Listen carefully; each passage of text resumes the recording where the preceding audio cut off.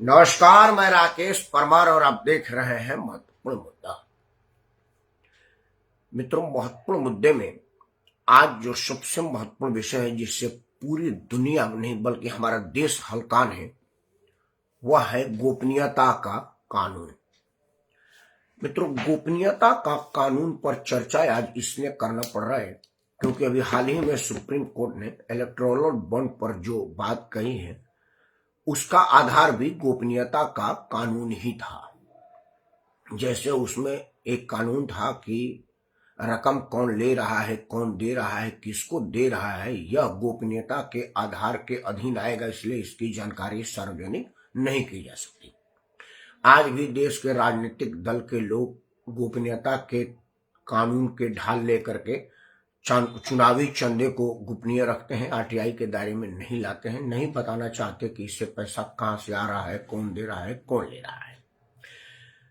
अगर कुछ ढकने की जरूरत है, मतलब कुछ गलत है, तभी तो ढका जा रहा है, क्योंकि आदमी चोरी रात के अंधेरे में ही करता है और अगर दिन के उजाले में चोरी करता है तो मुंह पर कपड़ा बांध करके, मतलब उसे अपने पहचान को बचाए रखने का मनसा होता है। वो चाहता है कि लोग मुझे पहचाने ना।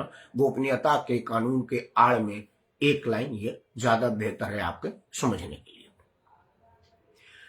कई बातें हमारे सरकारों की तरफ से, राजनीतिक दलों की तरफ से कुछ जो चीजें आती है वो हास्यास्पद हो जाती हैं। जैसे हमारे देश में जो बंद कमरे में दरवाजा बंद करके चारों तरफ देख करके करने वाली चीज है, जैसे हम यौन क्रिया करते हैं, सेक्स, हमारी सरकारों ने उसको ओपन कर दिया है। मतलब इस सरकार ने, जो अभी वर्तमान सरकार चल रही है, उसने भारतीय संस्कृति का सत्यानाश करने में कोई कोर कसर नहीं छोड़ा है। जिस चीज को हम लोग छुपे ढके भी करने में शर्माते थे, सरकार ने उसको ओपन कर दिया है। मतलब अगर आप बाइस्ट हैं तो आप मवेशियों की तरह से यौनाचार करें, अब आप पर कानून कोई लागू नहीं होता, आपको इंसान के जगह मवेशी बना दिया गया है। कानून में भी आ गया है कि आप जिसके मर्जी के साथ सेक्स करें अगर आप बाइस्ट हैं तो। यहां तक कि कुछ मिथक टूटी हैं। जैसे अब तक हम लोगों ने एक गाना सुना था कि बस यही अपराध मैं हर बार करता हूं, आदमी हूं, आदमी से प्यार करता हूं। अब वो गाने में से अपराध शब्द हट गया। अब वो आराम से कह सकता है कि मैं बिल्कुल नहीं अब तक कोई अपराध करता हूं, आदमी हूं तो आदमी से प्यार करता हूं। मतलब अगर आदमी और आदमी से भी अगर प्यार करे तो अब वो अपराध की श्रेणी में नहीं आया है। इसको निजी संबंधों को सरकार ने हटा दिया, लेकिन लेन देन के संबंधों को अभी तक ढक कर रखा हुआ है, इसलिए यह और भी गंभीर और चिंता योग्य हो जाता है। कुछ चीजें और ढकी है। जैसे पहले गाना होता था ना कि ये चांद सा रोशन चेहरा, जुल्फों का रंग सुनहरा, तो हमारा जो बीकन में रेंडर गया ना चांद पर, उसने वहां देख करके बताया कि भाई किसी की बीबी के चेहरा हमारे चांद से नहीं मिलता, क्योंकि चांद का चेहरा बीवी से मिला होगा तो बड़ा बवाल होगा, यहाँ बड़ा उभर खावल और खराब परिदृश्य है, बीवियों की चेहरा इतना खराब नहीं है, इसलिए इस तरह के जुल्म ना करें। मतलब विज्ञान के विकास ने कई चीजों को तोड़ा है। हम बात गोपनीयता पर करते हैं, इसलिए इधर उधर की बात ना करें।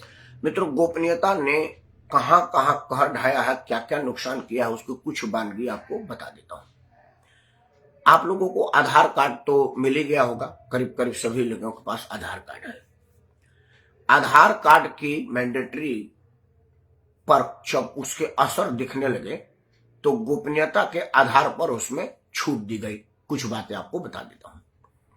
जैसे समाचार में आया कि अचानक इस देश से बहुत सारे मुस्लिम बच्चे गायब हो गए, हेडलाइन ही आई। अब हर आदमी आंखों से बोल यार ये कैसे हो गया, तो पता चला कि मदरसों में लाखों बच्चों के नाम पर पैसा लिया जाता था, लेकिन जब वहां पर आधार अनिवार्य कर दिया गया तो बच्चा था ही नहीं, तो मिलेगा कैसे, तो वो सब बच्चे गायब हो गए। उसी तरह से कई विद्यालयों में जो बच्चे पढ़ते थे जिनके नाम पर सरकारी राशन मिलता था, उन बच्चों के लिए जब आधार अनिवार्य कर दिया गया तो राशन की कालाबाजारी अब कैसे हो सकती थी, तो कई विद्यालय से बच्चे गायब हो गए। उसी तरह से कई लोगों के अलग अलग बेनामी संपत्ति थी, आधार कार्ड अनिवार्य हो जाने की वजह से उन लोगों का नाम का खुलासा हो गया।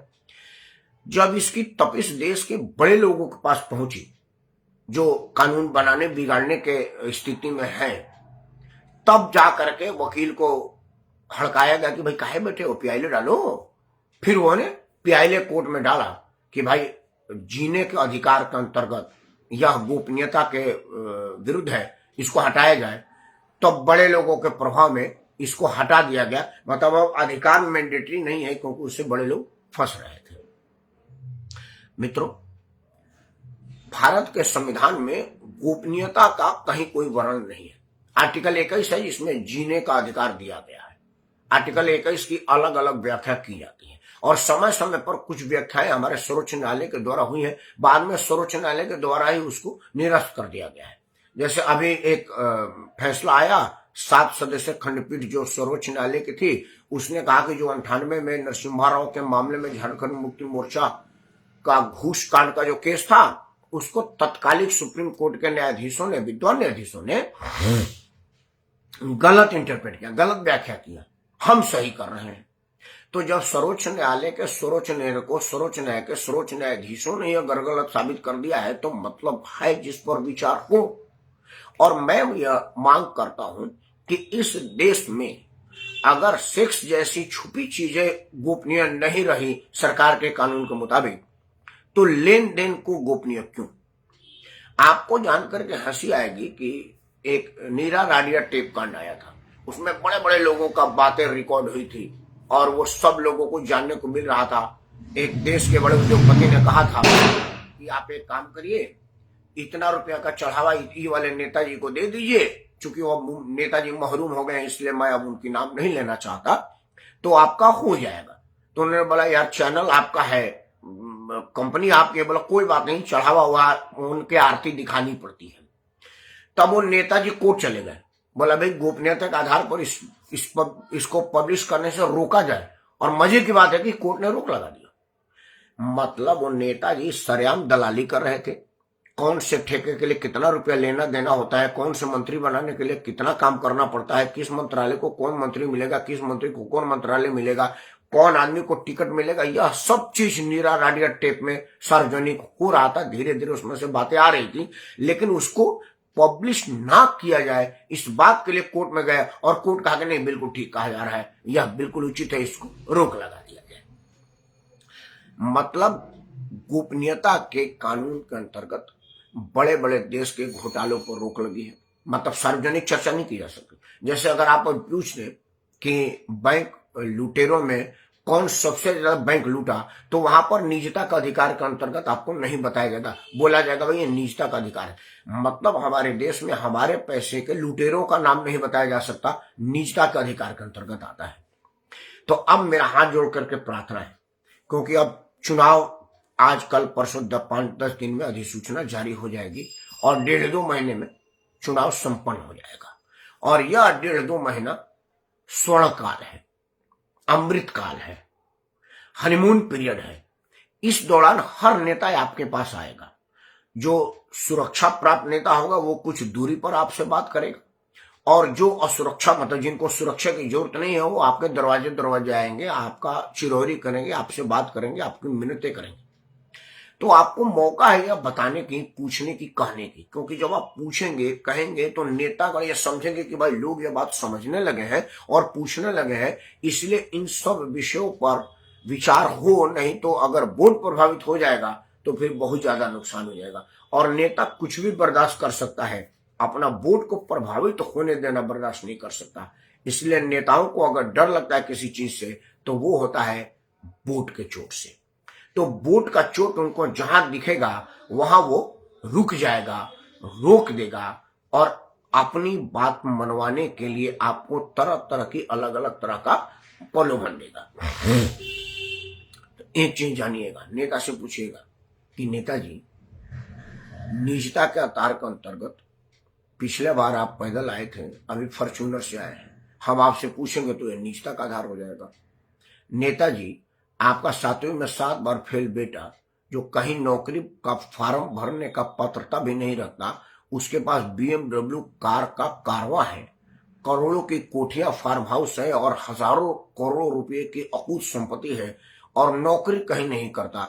यह बात हमको बताइए, इसमें निजता क्या? हम भी आपके फॉलोअर हैं, हम भी सीख जाएंगे और हजारों करोड़ का आदमी बन जाएंगे बिना पढ़े लिखे।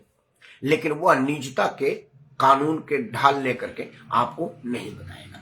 इसलिए यह प्रश्न अब आप लोग पूछिए, क्योंकि कुछ कई कांड है निजता के आधार के अंतर्गत।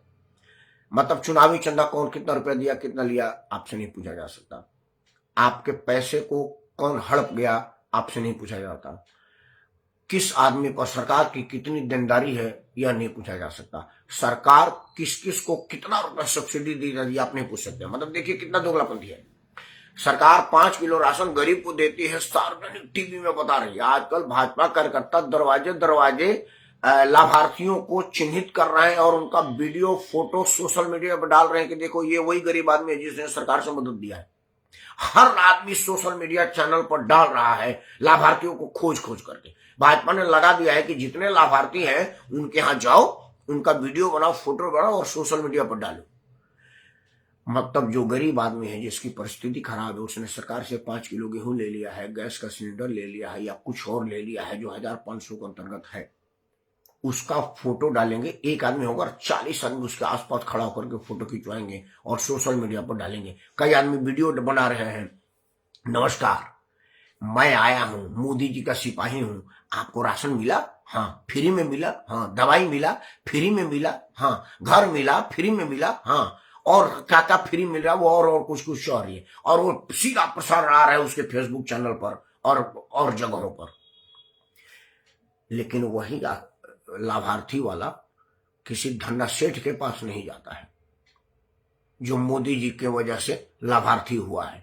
उस लाभार्थी का वीडियो नहीं जारी होता है, उस लाभार्थी का चैनल पर कहीं कोई बात नहीं आता है। यह बात हमको चुभता है और मैं आपसे पूछता हूं और आपसे दुआ करता हूं, आपसे प्रार्थना करता हूं, आपसे निहोरा करता हूं कि आप भी अपने रहनुमाओं से यह बात पूछें कि अगर निजता का अधिकार है तो हमसे राशन देने की बात क्यों पूछी जा रही है, और अगर निजता का अधिकार के अंतर्गत नहीं आता है यह, तो फिर जो धन्ना सेठ हमारा लूट के पैसा गए उनसे क्यों नहीं पूछा जाता। वीडियो बंद करने से पहले हाथ जोड़ के दो ही बात पूछूंगा कि हमारे देश में कानून आपके लिए नहीं है। अगर आपको लगता होगा कि कुछ कानून आपके लिए इस देश में है तो आप गलतफहमी में हैं। कानून नेताओं के अपने सुविधा के लिए है, अफसरों के अपने बचाव के लिए है और अफसर नेता गठजोड़ में काम करने वाले दलालों के हित रक्षक के लिए है। अब उसमें कुछ 1, 2, 4, 5 किलो गेहूं आटा आपको मिल जाता है, वो आपका भाग्य है। नेता तो कोशिश ये भी करते हैं कि आपको वो भी ना मिले। इसलिए पूछिए, पूछने में क्या जाता है। अगर सब लोगों में से 2-4% लोग भी पूछने लगेंगे तो नेता बताने पर मजबूर होंगे, और अगर बताने पर मजबूर होंगे तो यह बता नहीं पाएंगे कि आप ही का पैसा इतना 1000 करोड़ रुपया नेताजी कहाँ दबा बैठे, नेताजी के खास उद्योगपति क्यों दबा बैठे और आप चुपचाप खाली क्यों है। तो यह आपको लाभ पाएगा। आप 2 किलो चावल, 2 यूनिट बिजली और 200 ग्राम कड़वा तेल में अपने आप को ना बेचें।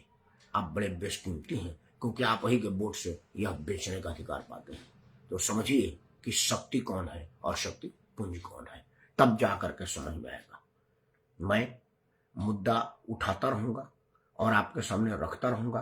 अब उससे आप कितना लाभान्वित होते हैं और कितना जागृति आपके अंदर आती है, यह मैं नहीं जानता। लेकिन यह जागृति एक दिन में नहीं आएगी, लेकिन एक दिन जरूर आएगी, और उसी दिन के इंतजार में मैं रोज आपके सामने मुद्दा रखता रहूंगा और आपसे आपका आशीर्वाद मांगता रहूंगा। जय हिंद, वंदे मातरम और भारत माता की जय।